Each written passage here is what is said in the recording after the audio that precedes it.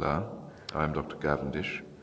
Today, I will be interviewing patient 199. Age 19, male, 5'6". That right? Yes. And your real name is Toby Aaron Rogers. Yes, but I haven't gone by that in a long time. Well, it's quite the MO. Bipolar, friendly to only certain people. Emotions can change from friendly to stubborn to emotional to angry to volatile to happy. Seemingly in spasmodic instances, unpredictable, undetermined. And here it says you're from Denver, Colorado. That is my hometown. Yeah. And then there is your colleagues, Timothy and the other one, whom of which we have not found any information. Records have been wiped clean from the database. And a feature that all the doctors have aligned in their reviews is a constant stutter that follows you in any frequency of speech. Now, I'd like to get to the bottom of this, if you would help me. Where does this come from, do you think? In your psychological evaluations, your story has always stayed the same.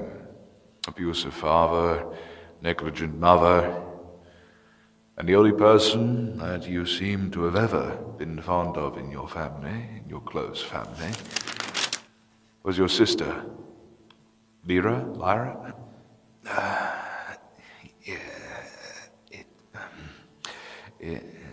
It's Lyra. I had very few friends when I was growing up. I could always go to my sister about anything.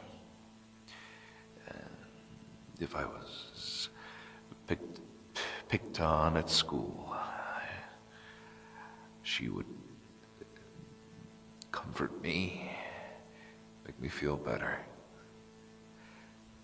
And if I was in trouble, or if the dad was, she would protect me the best she could.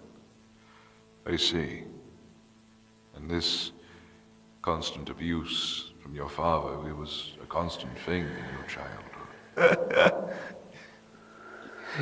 Yeah, you could say that.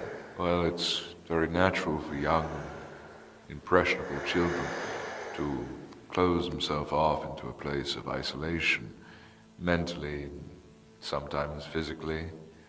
Children will often lock themselves in their bedroom to get away from the constant abuse, and sometimes a byproduct of this is that they'll inherit cognitivities that will, well, deter them from simple interactions like speaking. And a lot of the time, the most common cases are children will envelop a stutter, a lot like yours. A lot of the other psychiatrists said that. And if you don't mind me asking, where is your sister now? I assumed you'd already have the answer for that, right? On that little old folder yours. Afraid not. She died long time ago. I tried to save her, you know. Oh, Dad had another one of those. nights at the bar again. Decided maybe it was a good idea the next day to pick my sister up from school. And he went sideways into a lumber truck, split the car in two, and my sister as well. But he was rushed to hospital, and he lived.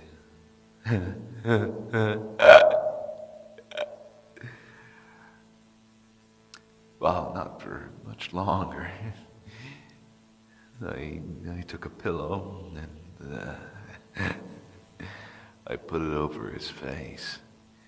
He kicked. He was stronger than me. He nearly got it off, but no, I was very angry at the time.